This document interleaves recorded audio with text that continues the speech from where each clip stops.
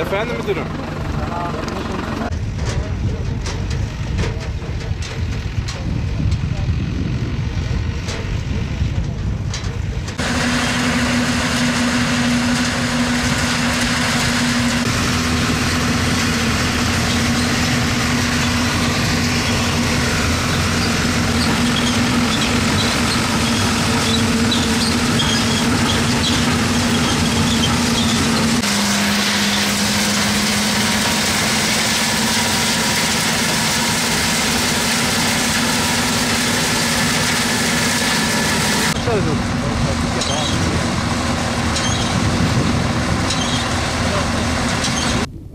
Şu anda Ahlat ilçesi Kırklar mevkiindeyiz.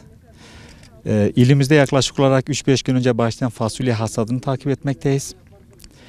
Çiftçimiz Kenan Örken Bey'in sözleşmeli üretim şekliyle çiftçilerimizle anlaştığı bir tarladayız. Fasulye hasadımız arkamızda devam etmektedir. Hali hazırda bulunduğumuz tarlada fasulye verimimiz yaklaşık olarak 500 ile 700 kilogram arasındadır. Bu gördüğümüz topraklarda, şu arkamızdaki tarlalarda yıllar öncesine kadar kuru tarım yapılmaktaydı. Bu tarlalarda hububat tarımı vardı. Sonra 2006 yılından itibaren Tarım ve Orman Bakanlığımızın Kırsal Kalkınma Yatırımlarını Desteklemesi Programı kapsamında başlatmış olduğu basınçlı sulama sistemlerini destekleyen programını biz Bitlis ilimizde hayata geçirdik. Dolayısıyla şu gördüğümüz tarlalar suyla buluştu. Sulu tarıma geçildikten sonra birim alandan yüksek verim elde edilen bakliyat üretimi bölgemizde çok rağbet gördü. Bununla beraber 2013 yılında ayrıca bireysel sulama sistemlerini destekleyen programımız başladı, bakanlığımızın başlattığı. O konu kapsamında küçük işletmesi olan çiftçilerimize destekledik. Önceleri şu alanda pancar üretimi varken, kuru tarım varken şu anda her gün artan bir ivmeyle bakliyat üretimi yapılmaktadır.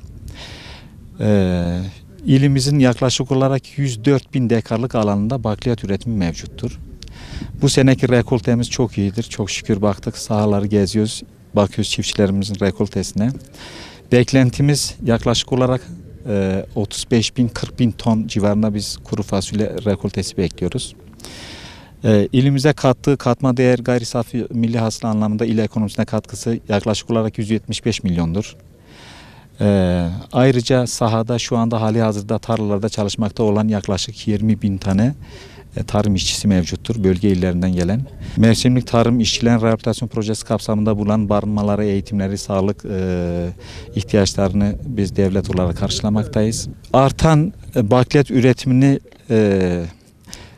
devam eden süreçte bizim önder çiftçilerimizden bazıları bu işin tarımsal sanayi kısmına da el attılar. Bu kapsamda 2017 yılında Ahlat ilçemizde Kenan Örken Bey, önder çiftçimizin başvurusuyla beraber Ahlat ilçesinde bakliyat işleme, paketleme tesisi kuruldu. Hali hazırda Doğu Anadolu ve Güneydoğu'da en büyük bakliyat işleme, paketleme tesisine de sahibiz. Yaklaşık olarak sanayi tesisimizde günlük üretim 100 ton civarındadır, paketleme ve işleme. Fabrikamızda 23 tane de çalışanımız mevcuttur. Fabrikamızın sözleşmeli üretim modeli şu anda bayağı rağbet görmektedir. 2019 yılında sözleşme yaptığı çiftçi sayısı yaklaşık olarak 500'dür. 500 çiftçimizle sözleşme yapılmış. Fabrika mallarını satmaktadırlar. İlimizde şu anda üretim yapılan bakliyat çeşidi Kanada Alberta çeşididir. Bölgemize hem iklim istekleri hem toprak isteklerini dikkate aldığımızda adaptasyonda herhangi bir sıkıntısı olmayan, lezzeti ve aroması yüksek. Bir de malum bu bakliyatların sınıflanmasına, tasnifinde boylarına göre bir ölçüm ebatları vardır. Bizde üretilen 9 milimlik birinci sınıf bakliyat grubudur. Arkadaşlarımızın ürettiği, çiftçi kardeşlerimizin ürettiği. Bakliyatın, fasulyenin yaklaşık olarak her sene 40 bin ton civarında Türkiye'nin 57 iline buradan sevkiyat yapılır, ihracat yapılır.